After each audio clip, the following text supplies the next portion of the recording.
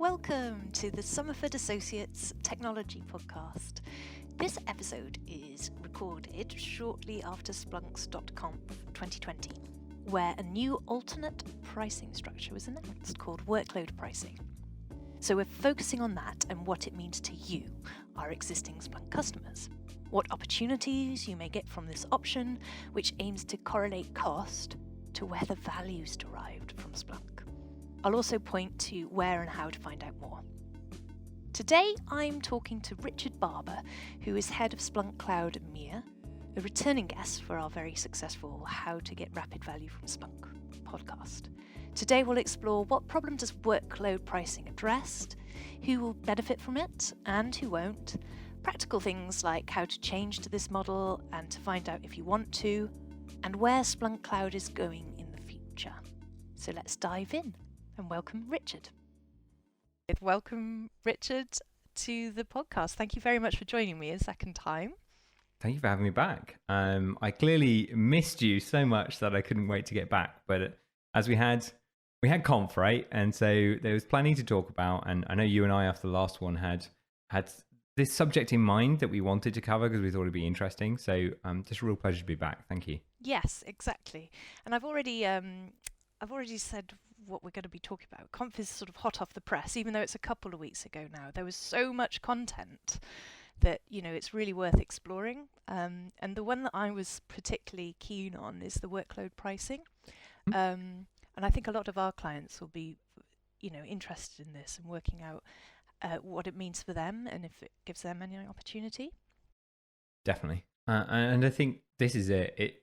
It's good to talk about because regardless of whether or not workload pricing is right for you right now, it really shows the mindset and how we're changing things ultimately in terms of how we view. And if you've heard Doug speak over the last number of years, really, but almost since he came into role, he's always not really been that bit of an advocate for ingest-based pricing. So this evolution away from that has certainly been driven from Doug, really from the moment he became CEO. But it's great to be able to talk about that to our customers and share a little bit more about it today. Yeah. So let's start with the basics, really. What is the problem that workload pricing is addressing? Good question. And we say basics, but actually, I suppose it is a basic problem, but it's an age-old one, right? Which is inherently, let's say the problem that ingest-based pricing had was that the reality is not all data is equal. But in an ingest-based pricing world, all data is equally priced. 1 gigabyte of data, regardless of data source, what you do with it, etc., is the same price as any other gig of data.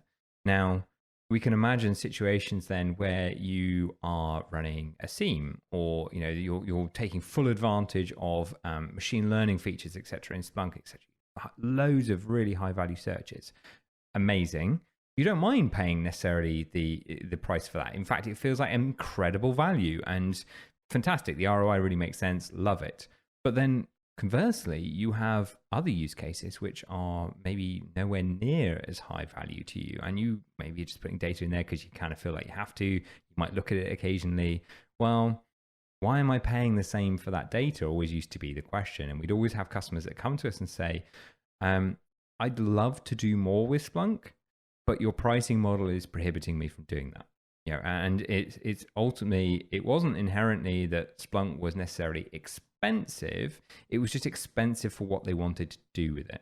And so workload pricing is really talking to that challenge. And instead, it is changing cost from being linked to ingest in an even sense, although it still has some correlation to it. It is now far more intrinsically linked to search and workloads fundamentally, hence the name workload-based pricing, which of course we believe at least, and it'll be interesting here to see what you think of this, Anne, whether or not you agree, but we believe at least is where the value really is. Oh yeah, absolutely. I do agree. So I've had some clients, we're at a stage in a project, we are putting in, say, the Windows TA, we want to bring in all the data because we don't actually know what will be useful, but then we can't bring in all the data because that will absolutely increase the license too much. So you almost have to know what data you want to bring in before you bring it in, which is just doesn't feel right. Whereas this opens the door, so you bring it all in, and then you pay for when you get value out of it, and then it just opens the door more, so you'll start exploring more about bringing more data in, and yeah, pay when you get value. Yeah, and it's got some wonderful other elements to it. So, I mean, some of the things I particularly like is we've had, especially some very digital native customers, as you know, who were having that conversation, right? They were saying, look, there's all this data we have because we're a digital business, we're monitoring loads of stuff. We'd love to put it all into Splunk and kind of explore the value, exactly as you were saying. And the challenge there, though, is that, as I said, it just wasn't the same value to them at that point. It might be longer term, but they don't know that yet. So moving to this model really allowed them to put that data in there and then start to explore it and say, actually, yeah, some of this is really high value. I want to run searches on this. And I'm happy to pay for that because that is valuable to me. Other bits, just not as valuable. I don't want to pay even for that. And then the other type of use case that we've now started to really see materialize out of this pricing model are those data lake type use cases. So that idea of actually, I've got a large volume of data that just I'm not really going to look at that often. I might run 10 searches a day on it, not 10,000. And so by linking it to compute, which ultimately is what's driving the cost behind workload-based pricing, we sell it on a unit of what's called SVCs, it's Splunk Virtual Compute. But fundamentally, think of it as kind of bundled compute unit, excluding storage, just kind of your service unit, as it were. And of course, what's interesting around that is actually from a cost perspective to us, search is also what's driving cost. And so, inherently then, ingest still, of course, has a cost associated to it, but it is far less in the ratio of things in search. So all of a sudden, value is tied to cost for the customer, which is tied to our cost as well. And we can therefore have a nice value chain there that really works for us and our customers. So I've loved having this conversation with some of our customers already. It's been incredible. Even last quarter, some of our largest deals that were done, I'm sorry to talk salesy for a second, but some of the largest purchases that were made of Splunk were based on this pricing model because customers got it. And they went, this is fair value. This is a fair exchange for what I want to do with it. It gives me freedom. Because, of course, the other benefit of this is you no longer care how much data you're ingesting. Put as much as you want in there. Use that compute in whatever way you want. If you want to use it for doing 200,000-300,000 searches a day, and that's super valuable to you because it's a smaller data set, but you just want to really sweat it, you wanted to get loads of searching out of it, fine, that's your call. However, on the flip side, as we said, you might have a data lake use case where actually you've got massive amounts of ingest and you're not really searching it that much. And those two use cases could be the same SVC count, but obviously two diametrically opposed ways of using Splunk. And of course, that again goes back to the problem of Splunk does so many things. How do you build that, right? Yeah. But that for me is just brilliant to see. And it's much more Splunk-y, isn't it? It's very open to all data and all uses that you can use. So just which feels a lot more aligned to Splunk's values anyway, than having a gate at the data ingest level. Is this going to change for all? I mean, I know at the moment people have a choice, right? They could go for Correct. Depending on what. Whether they'll benefit from it, they could go for the workload pricing, or they could stick with the ingest model. At the moment, there's a choice. Is that going to change? Good question. So I think, and again, this is personal viewpoint for a second. I'm going to say my view is this is the kind of pricing model of the future for us. This way of thinking is certainly the future for us. However, let's talk in certainties for a second. What is certainty and what is the reality of today is that we currently offer this at effectively 2 terabytes and above for those customers. Because what we find is actually by the time you get to that kind of scale, you are typically either a customer that has a mix of use cases and therefore would benefit from this, or you have maybe a very high volume use case, in which case, again, you would benefit from this because you high volume data, maybe not searching it so much. So at the minute, we haven't brought it down below that level. And what I will say is we started that level at 5 terabytes, 6 months ago now, and it's come down to 2. So I'm sure the future that will come down further, but the reality is that's right now. And it doesn't necessarily work as well at the very low end. You know, if you imagine, sorry, that sounds bad, but you know what I mean. If you imagine 100 gigabytes, actually, it's not as compelling, and some of the ways in which we build infrastructure, etc., it doesn't necessarily directly correlate so well to SVC. So there is a line in the sand where it kind of makes sense as a pricing model versus where actually ingest might be better for our customers today until we find a better way of doing this. But yeah, right now, 2 terabytes and above. Cool. So I did want to explore who will benefit from it, and how would people what are the general advantages that people will benefit from it? Why they should probably explore it further? What are the kind of, I don't know, flags? Yeah. So I think we've touched on some of these, right? Mm-hmm. So it is a customer who maybe has a lot of data and either isn't sure of the value, and so they're happy to kind of pay to put it in. Mm-hmm. And want to be able to explore it, and then if it is valuable, i.e. if they want to search it more, then they will continue to add more later. They'll go back and buy more compute as they need it. So again, it feels a bit more SaaS-like, right? In that sense of, hey, I'm going to buy conservatively what I think I need, and if I need more, and I'll come back and I'll buy it. We're completely happy with that approach. We're no longer in that perpetual world where we're trying to capture all this money up front, and we're going to do you a crazy deal for doing that. We're saying, well, no, buy what you think you need, come back and buy more later when you need it. So that's definitely one advantage to it. The other one which we touched on, of course, is that data lake. So high volume, low search. You're like, hey, I just need to keep this data. I do need to be able to search it. There's a reason I want to keep it in Splunk, but at the same time, it is a low volume of search, or maybe just a low value. But actually, I would say, weirdly, there's almost the reality is when we looked at our 1 terabyte plus customers, a high percentage of them, and I mean more than 50, were not using all of their available compute on the ingest model. And we see time and time again these customers who might be butting up against their ingest limit, but they're just not using all of the available compute to them.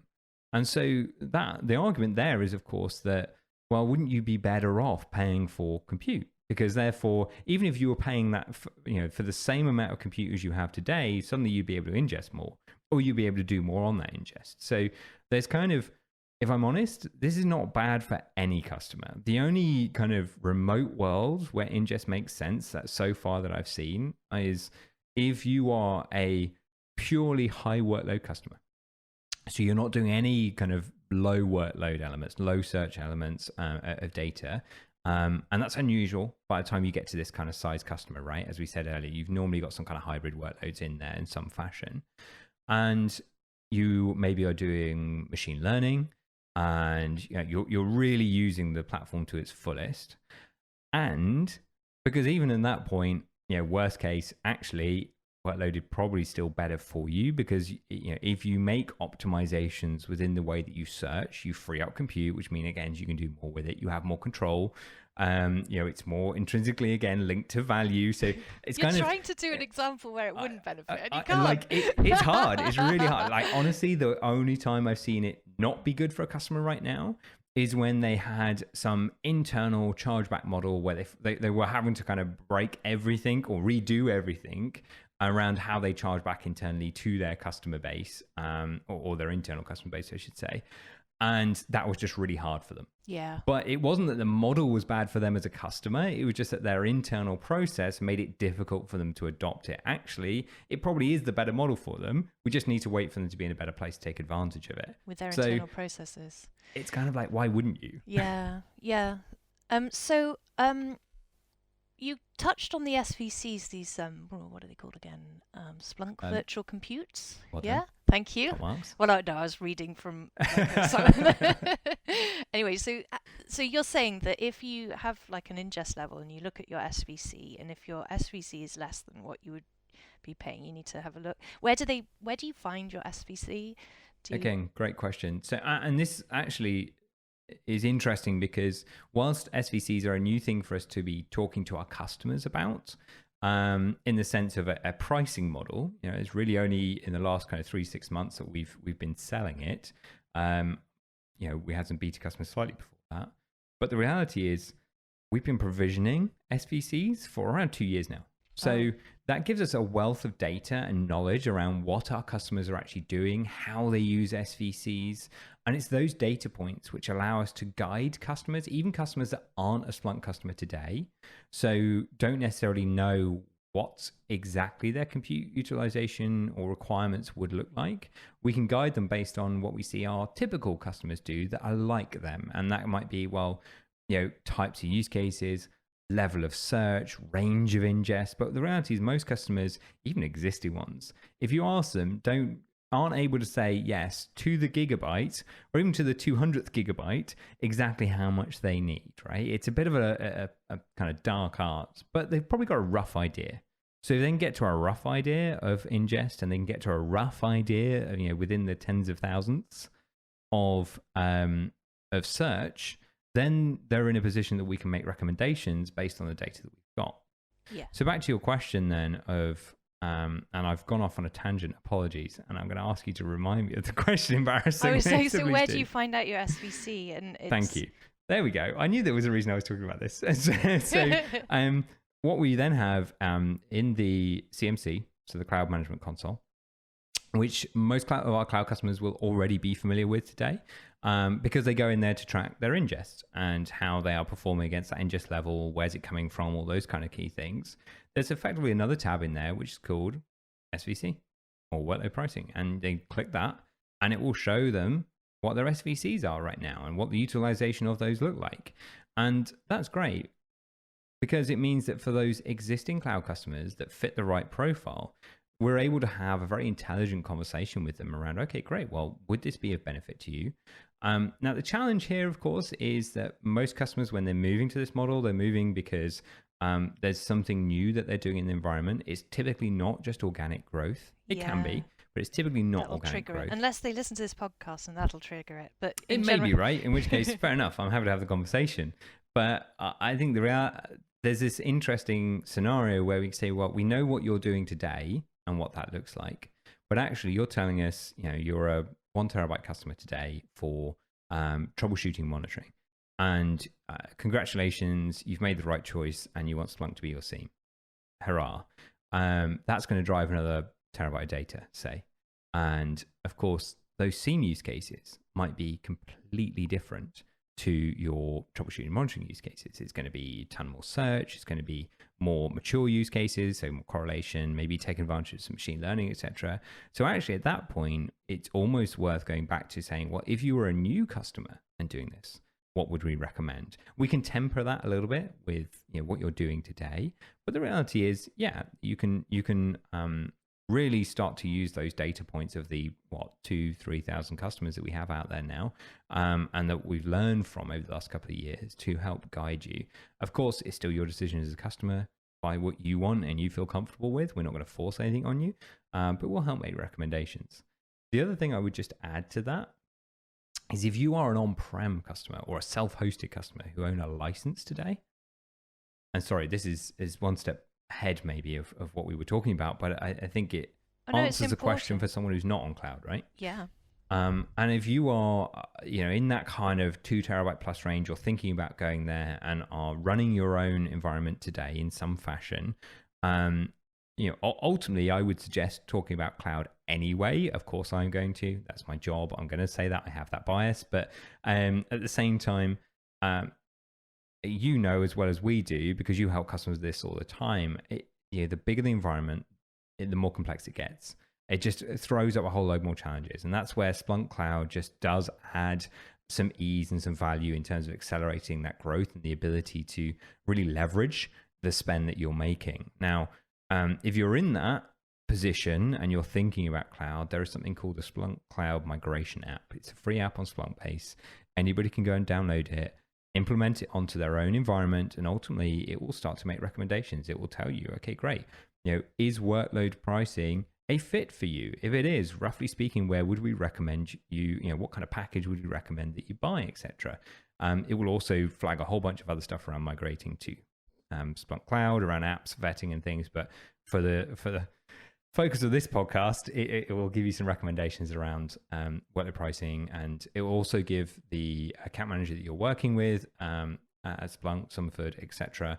An indication of just how to help guide you in that and how to help price that up, etc. Yeah, So based on data as well.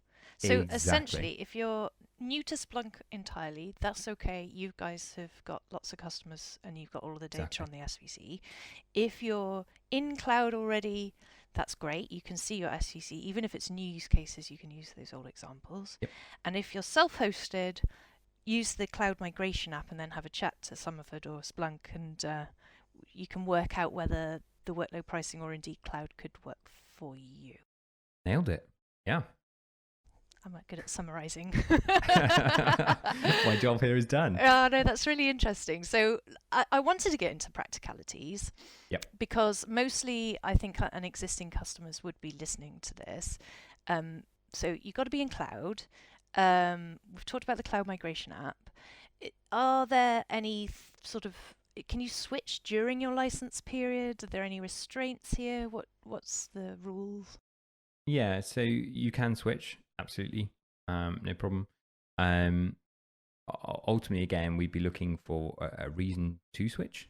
So what's driving the need? But fundamentally, yeah, if you are mid-period, something's changing in your environment.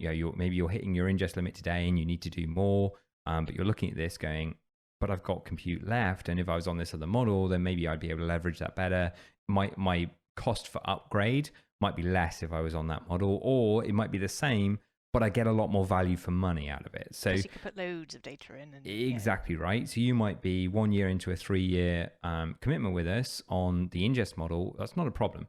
We can have that conversation with you and certainly move you across the model. Ultimately, always worth the conversation.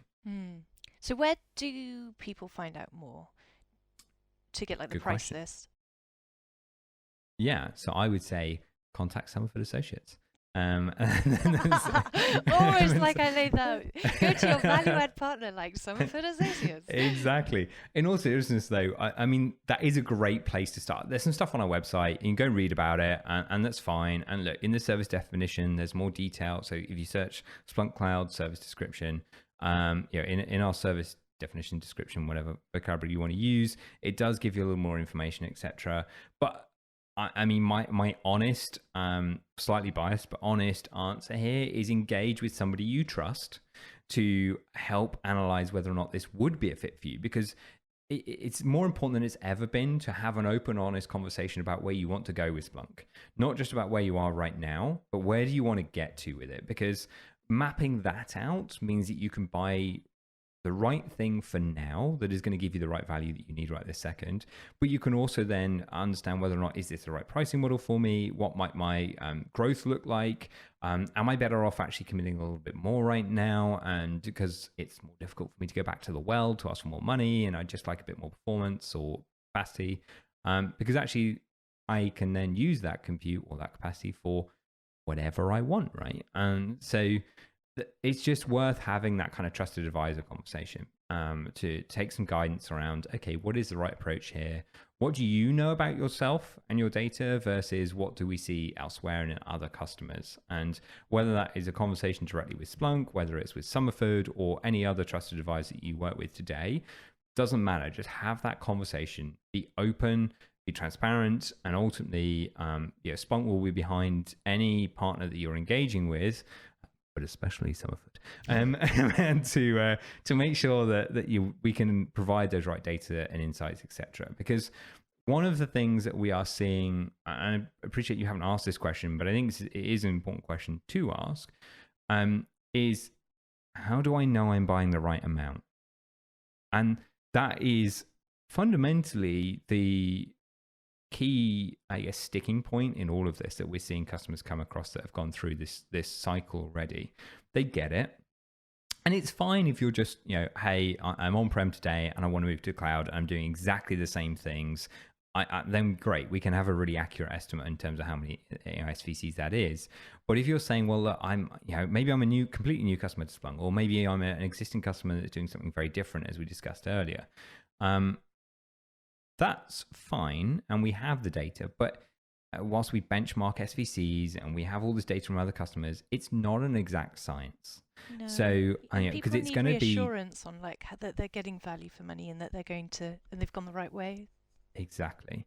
And I think what we see is customers get it. They go, yeah, I like this pricing model. I understand why it's good for me. I understand why it's better for me. But at the same time, how do I know I'm definitely buying the right amount? And that's a very difficult question to answer, because it's going to come down to, well, what exactly are you going to do as a customer? And every customer is a little bit different. So whilst we have the data sets, you might be, slightly different. You might do slightly more. You might run slightly more complicated searches or whatever else. And that's where the answer to this is, don't worry so much about being right to a specific SVC. And it's why with our new customers, we actually sell workload pricing in bundles, effectively, or packages, depending on how you want to phrase it, where we ultimately say, going back to what I was saying earlier, what kind of ingest range are you in? And roughly speaking, are you closer to 10,000 searches, 50,000 searches, or 200,000 searches, with some kind of behavior traits in that? And we can walk anyone through that in more detail. But ultimately, we'll then say, well, look, we recommend this number of SVCs. And if you're not comfortable committing to 3 years at that because you just want to figure out what you look like, that's cool. Don't worry about it. Commit to a year. I mean, obviously, commercially, it's going to be more appealing to longer terms and blah, blah, blah. But the reality is we're never going to force anyone to do that. Just do a year. At the end of that year, you'll know what you look like. And we can be much, much more specific, much more targeted. But we'll give you some recommendations. And again, it goes back to you as a customer need to understand or determine what you feel comfortable with. And then from there, make a decision and be okay with the fact that, yes, maybe you bought 300 and you only need 290. But it's not the end of the world at that point, because you're able to at least use those other 10 in any number of other ways within your business. Maybe that's exploring new use cases, new data sources, whatever else. That's the kind of beauty of all of this. Yeah. And so what we do in the background, Richard and Somerford, we're sort of getting our guys very, very au fait with those kind of decisions and trying to work out for our clients which ones, where is it best to tip to workload pricing or not. So it's exciting. It's a really good kind of change, I think. I'm really excited by it. Do you have any other .conf updates where Splunk Cloud is going as well? Because obviously this is a big change or a big step forward for Splunk Cloud. Do you have any other ones where you're going? I think, as you said earlier, there was a lot that was spoken about at Conf, and there's no way I can do it truly justice in a 2-minute wrap, right? So what I would say is, if anyone has a few spare minutes, do go and check out Sender Selakuma, our chief product officer's I've forgotten the vocabulary now, but kickoff essentially on I think it was the first day after Doug, and it really spoke to where we're going as a business. It spoke eloquently, but in words that anybody could understand, and was very plain. And it wasn't so much around, hey, here's loads of sexy features to talk about. But what I think was the biggest thing to take away was actually the fact that cloud is no longer like this thing that we have on the side that we sell. And it is now ultimately Splunk. When you come to Splunk and buy, that's what Splunk Cloud is. Now, what is interesting is then, of course, what that means for the broader portfolio. And for any of our customers that are investing in the Splunk as a platform kind of mentality and approach to things, maybe that is looking at our observability suite. Maybe that is looking at data stream processing, DSP. Maybe it's looking at Omnition or the VictorOps piece that we made, all those other elements. Well, what does that mean then if Splunk Cloud is our go-to platform and it's where the investment's going, etc.? Well, it means that you are buying a platform which integrates, that we can curate the experience of, that we know ultimately that the customers on the other end of this are going to get a great experience. They're going to be able to adopt all of the most mature features, that they're going to take advantage of innovation as soon as we bring it to market. That, for me, was the most exciting bit. It's great to talk about how many new customers we've got and the fact we're growing super rapidly and our SLAs are incredible, performance is great, etc. But really, it's around, hang on a minute, we can ensure that our customers are getting a phenomenal experience and that you're able to leverage that in the best possible way. And for me, that I know that's not the sexiest thing to talk about, but actually, that's what matters as a customer. It's great having feature A or feature B, but if you are actually having a great experience and being able to leverage the platform and your investments in the best possible way, feature A and feature B are less important. Depending on what they are, but being able to search, all right, that's kind of important, but you know what I mean? Like, those nice to have features come behind the right platform and the right experience. Yeah. So Sender Selakuma? Is that it? Selakuma, sorry. Yeah. And their kickoff was brilliant. Yeah, okay. Well, I'll definitely look at that. And also, I think our last podcast talked to that point a little bit as well, where we were talking about how to get rapid value from Splunk and, tips and hints on that and what other clients have done. So, yes, well, just get in touch with us, people listening, because it's an exciting time for Splunk, and it's just all about you getting value from your data. What's your tagline? It is. Data for everything, or something like that. Yeah, no, Right. Well said. And I think I'm in a unique position, right, in the sense of that I look at Emir as a whole, from our Splunk Cloud or our SaaS world perspective, and I've certainly seen in these trying times, let's be honest, 2020 has not been an easy year for anybody.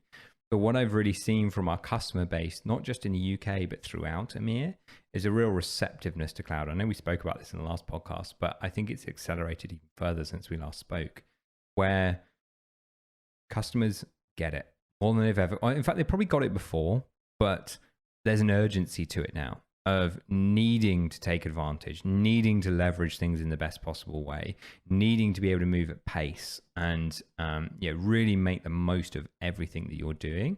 And therefore, we have more customers than ever coming to us saying, SaaS, that's the way I need to adopt. That's the way that makes sense for me right now, because I can't spare people or resources, etc. I'm building something out and waiting for it to be mature and take advantage of it, and distracting people from ultimately doing things which make me unique as a business versus maintaining a platform or being behind.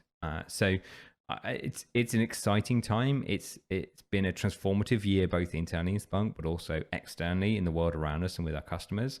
And I'm really, really excited to see what comes next, and just hope that we can keep helping our customers in the same way they have done. Yeah, that's brilliant. Thank you, Richard, for coming and chatting to us again.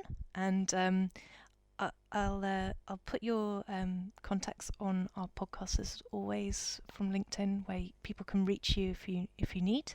And thanks very much for talking us through this new change. Thanks so much. My pleasure. Enjoy the rest of your day. You too. That was Somerford Associates Technology Podcast. We take the new and the latest in the IT industry and interview people in the know for you. Our aim is to help our clients navigate the newest and exciting developments in IT. If anything piqued your interest today, contact me, Anne Mundy, on LinkedIn, or reach out to anne.mundy@somerfordassociates.com. And if I can't help immediately, we'll get you in touch with someone to answer your questions. Until next time, bye-bye.